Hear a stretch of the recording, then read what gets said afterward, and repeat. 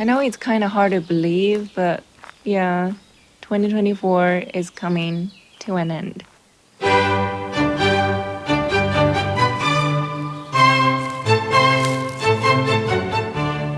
I don't know if you feel the same way, but part of me still thinks it's 2023 or maybe even 2022. It's surreal that 2025 is right around the corner. Life pace just keeps speeding up. Oh no, not just that. Everything is much faster, with less time for us to focus and every day filled with fragments of time. And what do most of us do with that time? We're constantly scrolling our phone, watching fast-paced, repetitive content. Ugh, I really hate the word fast. It's really affecting our attention span, and it's also known as brain rot. I can't remember the last time I just sat down to quietly read a book, to watch a movie without speeding it up, or to start a new hobby.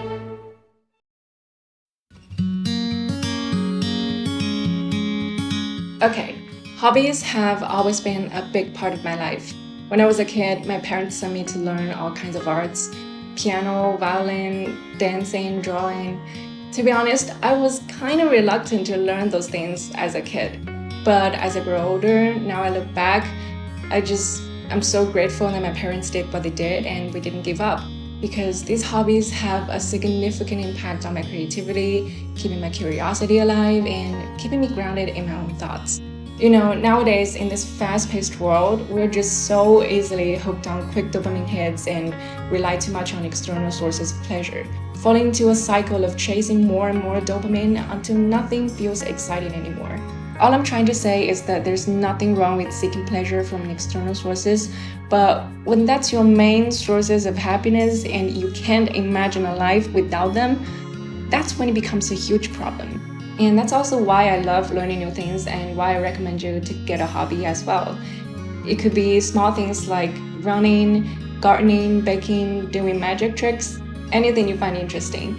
It's like building the foundation of your mental world. The more you learn, the stronger your sense of joy becomes, and the more self-sufficient you are, the less you need from the external sources of pleasure. And recently, I've felt a bit restless and scattered, probably because it's been too long since I last started a new hobby. So yeah, I think it's time to pick up something new for my inner peace, even if it's the end of 2024. But hey, better late than never.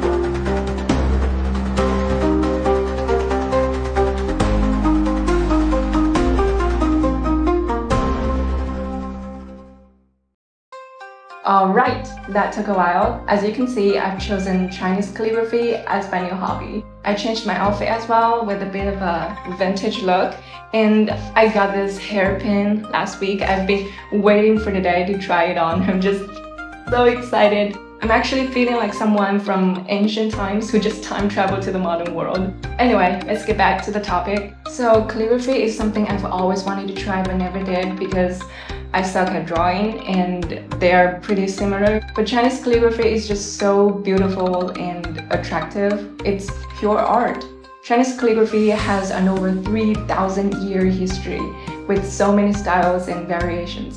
So I'm learning Kaishu today, which is a pretty standard style. It's hard to master, but how will I know whether I can do it or not if I don't even try? So let's give it a shot. So first of all, we need to get our brush ready. Use the thumb and index finger to gently separate the tip of the brush, starting from the very end. Then work up to loosen the inner bristles all the way to the base. And then place the brush vertically in the water and gently swirl it clockwise and counterclockwise. This helps remove any loose bristles or outer layer of glue. It's like the brush is having a bath. Oops, it's okay. And the last step is to lightly drag the brush along the edge of the container to remove excess water, keeping the tip neat and smooth. And that's it, we're ready to go. Oh, and I got these water rag calligraphy sheets so I can practice basic Chinese strokes and characters with just a wet brush. No ink needed. This way, I'm not wasting tons of rice paper. And once I feel more confident, I can switch to the rice paper. I'm not gonna lie, this is really hard. The key is not to rush. It's all about being calm and focused. It's like feeling the brush connect with the paper in an artful way. Okay, I'll stop talking. Let's just enjoy the process.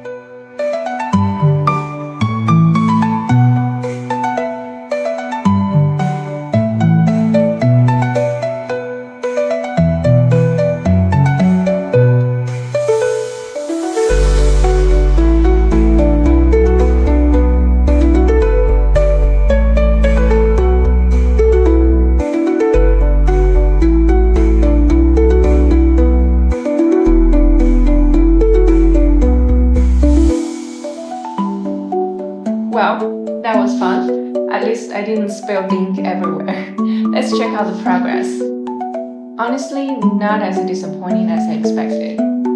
You know what? I think I just healed my childhood trauma of sucking at drawing. Seriously though, at first I got so frustrated when the characters didn't come out right.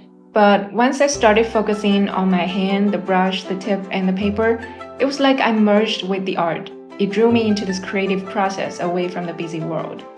The past few hours practicing calligraphy have been the most peaceful I've felt in a long time, completely free from outside distractions. I don't have to worry about work messages popping up, and without constantly mindless scrolling my phone, the feeling of anxiety also disappeared. It was pretty good, and I'm so glad that I made the decision to try it. I think I'll keep practicing calligraphy as a hobby, as a way to escape from this busy world. And thank you so much for watching. It's been absolutely amazing having you guys with me on this creative journey. And I'll do my best to upload weekly as usual. Just more to come. Stay tuned, and I love you guys. I'll see you in the next one. Bye!